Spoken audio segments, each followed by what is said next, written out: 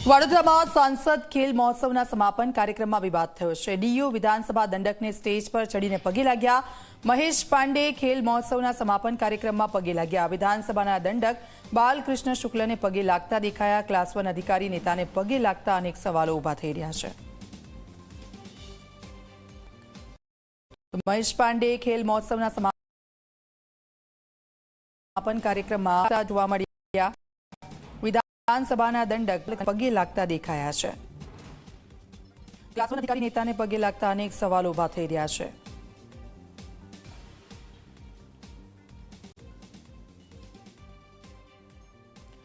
Do વિધાનસભા દંડકને stage પર ચડીને પગે લાગતા દેખાયા। મહેશ પાંડે ખેલ મહોત્સવના સમાપન કાર્યક્રમમાં પગે લાગ્યા। આપજો મહેશ પાંડે કે જે સ્ટેજ પર આવ્યા। વિધાનસભાના દંડક બાલકૃષ્ણ શુક્લને તેઓ પગે લાગતા દેખાઈ રહ્યા છે। ક્લાસ 1 અધિકારી નેતાને પગે લાગતા અનેક સવાલો ઊભા થઈ રહ્યા છે અને એ પણ સ્ટેજ પર આવીને આ રીતે પગે લાગવા પાછળનું કારણ શું હોઈ શકે? ડીયુ વિધાનસભાના દંડકને સ્ટેજ પર ચડીને પગે લાગ્યા। હાલ તો આ જે વિડીયો સામે આવ્યો છે તેને લઈને સવાલો તો અનેક થઈ રહ્યા છે।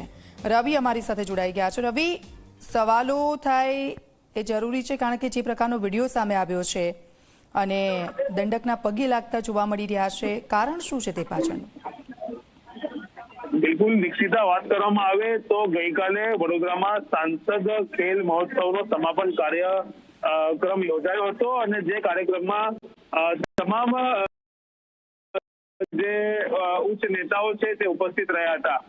વિધાનસભા દંડક બાળકૃષ્ણ કાર્યક્રમમાં ઉપસ્થિત હતા। તે દરમિયાન જ્યારે મેડલ ડિસ્ટ્રીબ્યુશનનો કાર્યક્રમ ચાલતો હતો તે દરમિયાન વડોદરાના જિલ્લા શિક્ષણાધિકારી એટલે કે ડીઓ મહેશ પાંડે પણ સ્ટેજ પર પહોંચ્યા અને સ્ટેજ પર પોતાની સાથે તેમને વિધાનસભાના દંડકને તેઓ પગે પડી ગયા, જેના કારણે જે વિડીયો અત્યારે વાયરલ થઈ રહ્યો છે તેથી અનેક સવાલો ઉઠી રહ્યા છે કે ક્લાસ 1 અધિકારીને નેતાના પગે પડવાની શું જરૂર પડી।